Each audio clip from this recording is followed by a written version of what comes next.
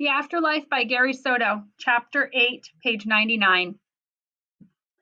Dusk brought the cries of peacocks sailing across the scraggly lawns of Roding Park. I kicked down the street where the night before Crystal's car had sat with Crystal inside, dead. The police and an ambulance had come and gone along with a tow truck that hauled her ride away. I stared at a blotch of oil. Ah, Crystal, I cried, then pivoted and walked towards a group of young trees where darkness was knitting in the oncoming night. I pictured her mom crying into her hands and her dad leaning his shoulder against a wall, his closed fists wiping a couple of tears that would replenish themselves when he asked to view her body. I pictured her two boyfriends, Jason and Eric, going through the school yearbook in search of pictures of her. Ah, Crystal, I repeated, head down. I looked up when a wind reshuffled the leaves on the lawn. Before me lay the homeless guy whom I had saved by cooling off his hot forehead. He had died after all, and he was a ghost now, too. I wasn't surprised at all. I tried, I told him, stepping towards him. What could I fear from him or anyone else? You were the one? He asked. I nodded my head. I remember somebody trying to help me. The ghost was younger than the bag of bones that had leaned against the tree. I could see that when older people died and they became a ghost, they took on a younger appearance, not a road-weary flesh. I was still learning about death. You had a fever, I explained. The memory of his ghost lifting up from his body was etched in my mind. I tried to help you, sir. Yeah, I was sick and I had this fever for 2 days, the man explained. But I was just tired of it all. He grumbled about people going camping and how he did it for fun 10 years ago. But this camping, he argued, was homelessness. He wanted to sleep in a bed. He asked my name. Chewy. He munched on the inside of his lower lip as he considered my name. He was calm for being a ghost. When I was on the roof at Club Estrella examining my body right after I died, I was tripped out by my new status as a ghost. In fact, at that time, there was no fear in me, no sense of loss, not like now. I was suffering over the loss of Crystal and the wide expanse of years I didn't get to live. I asked his name. Robert Montgomery, he answered, like the actor. What actor? What do you mean, what actor? The actor, Robert Montgomery, tall and lean, scratched his chin. He was puzzled that I didn't recognize the name. I guess he might have been before your time. We watched a cop car pass, its back seat vacant but ready to be filled because the cop, a young one, was looking for trouble. Anything to bring his nightstick like a saber from his holster. When the cruiser disappeared from sight, I braved the question. Ain't it weird that you died and came back? That you're a ghost? No, not really. I always felt like a ghost anyway because people would look through me all the time. I understood what he was saying. Because he was a homeless guy, people walked by as if he was invisible. I was not righteous because I had walked by the homeless too, indifferent to the chant of spare change. My dad taught me to avoid them. He argued that they were too lazy to work. He pointed towards the road. You know, I saw this girl kill herself. I jerked. She was really young. He seemed remorseful that he hadn't been able to help Crystal. We drifted towards the road. I went up to the car, he continued, and she was crying. She had taken something. He became silent and closed his eyes to mutter a prayer.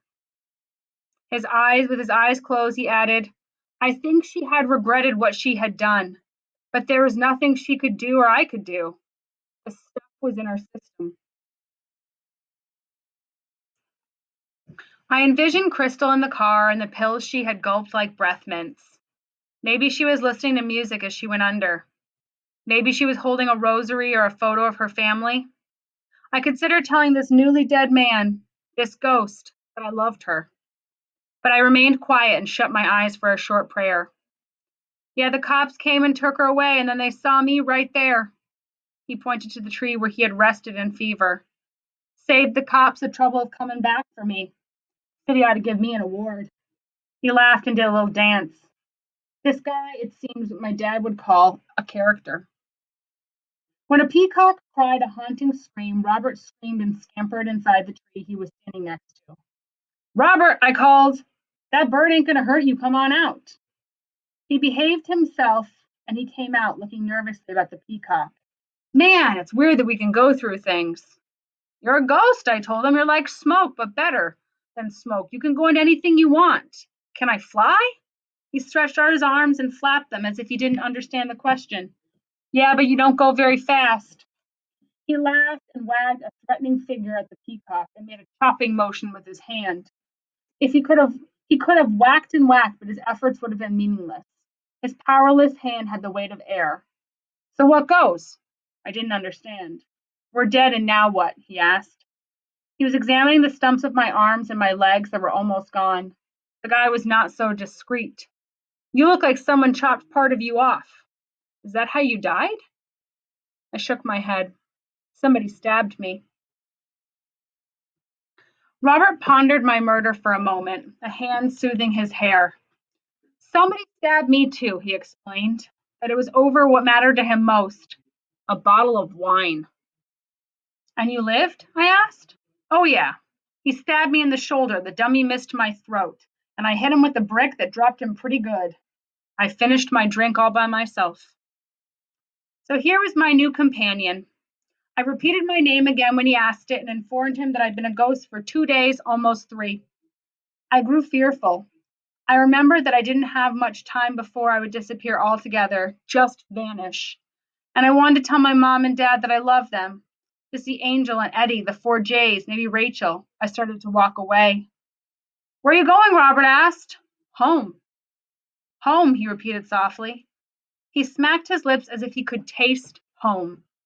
His longing was familiar.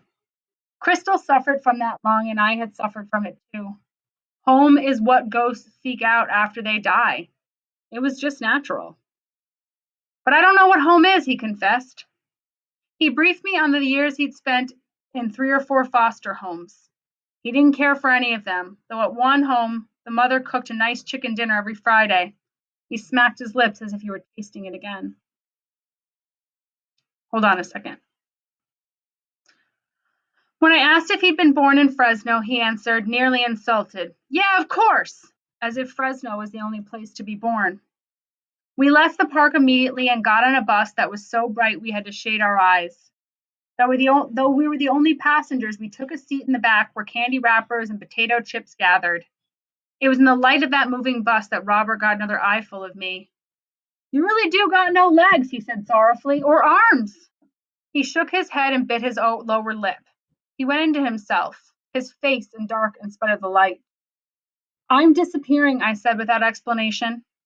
Robert bowed his head. He felt terrible for me. God, you were only a young man. Who killed you? Some dude, I answered. I imagined a pair of yellow shoes, and I recalled how he wiped his blade on my shirt and hissed in my ear. What did you say to me, cabron? I'm really sorry, Robert cooed. He put an arm around my shoulder. Bad luck, I said, snuggling up to him, because he needed friendship more than me. It had probably been years since anyone sat so close to him. I got stabbed, he said, and lived. You told me already. His eyes rolled in their sockets. Oh, yeah, I did, didn't I? Even as a ghost, his memory was ruined from drinking the cheap stuff. Hey, did I tell you that I once slept on a bus like this for 12 hours straight? I shook my head. Yeah, I paid once and I got to ride the bus all day. It was raining. I guess the bus driver felt sorry for me. As the bus rolled down the street, occasionally hitting a pothole, I had to wonder about what I called my bad luck. How is it that some dudes got stabbed and lived? How did the Almighty decide? If I had stayed home on Friday night, I'd be with Angel right now at the end of a glorious Sunday. We would be grass stained from neighborhood football, and our worst wounds would be from getting our butts whipped, our pride dented. Our Sunday football game would have been a nice dinner conversation since our families, he at his place and me at mine, like to eat as a family on Sunday evenings. The bus braked and sighed.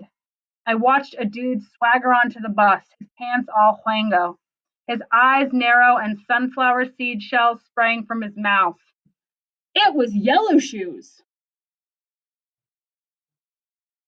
Get back here, the bus driver bellowed. His eyes were raised to the rearview mirror. If he was married and had a son, I guaranteed that son would perk up when his dad spoke. What you want? Yellow Shoes bawled without respect. Free to drop some coins into this thing. The driver, a black man with a belt of fat around his middle, wasn't someone to play with. He pounded a giant fist on the meter that gobbled coins and dollar bills. The bus didn't get about on courtesy. No, it ran on money, hard earned or stolen. I was sure that the coins that Yellow Shoes let fall from his tattooed fingers were stolen. At first, I didn't say anything to Robert, who was staring out the window at two men carrying a couch down the sidewalk. The couch was either stolen or bought at a yard sale. Instead, I slid off my seat and approached Yellow Shoes, who had fit headphones over his oily ears. You're a punk, I growled. And he and I shared the same name. I suddenly hated my name, Chewy, and I hated the music that was coming out of his headphones. The beat was loud and stupid. Alert, Robert got up and approached us. He had lived on the street for years and was a better judge of character than most people. He gave Yellow Shoes a mean look. Is he the one? I nodded my head. Does he still have the knife on him? Now he tossed it. The bus rolled on its springs.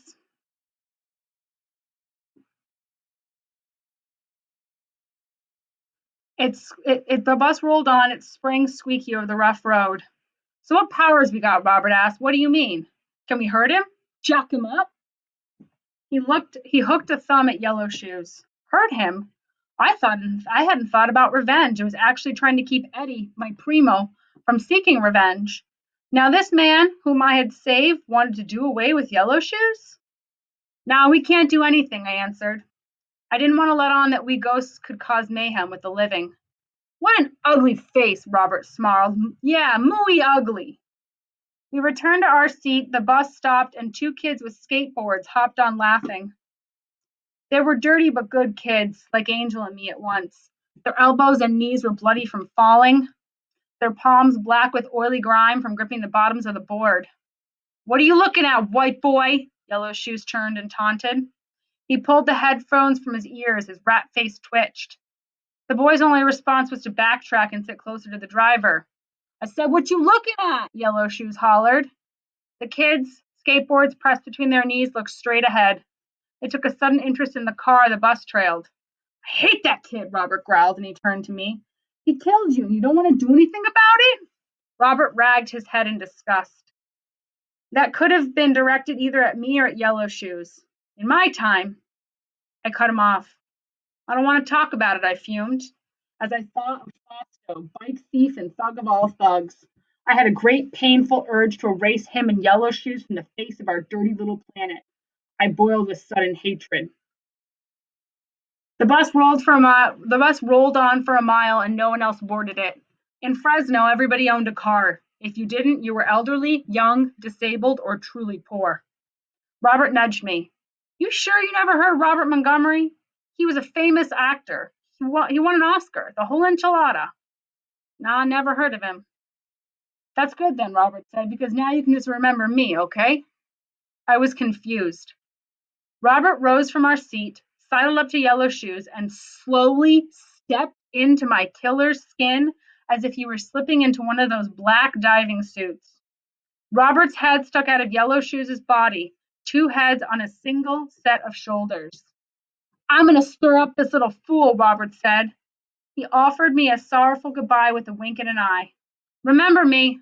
See you on the other side. The other side, I wondered. What's on the other side? Robert disappeared into Yellow Shoes' body, not unlike how he had stepped in the trees. Yellow Shoes quivered, juiced up by the sudden appearance of another soul inside him. He looked sick and scared. A sunflower seed shell fell from his lips. He let the bag of sunflower seeds spill on the floor. Bus driver, I don't feel good. Yellow Shoes threw his head out the window. The thud left a greasy smear on the glass. He thrashed about, his legs fanned in and out. The commotion brought the bus driver's eyes to the rear view mirror.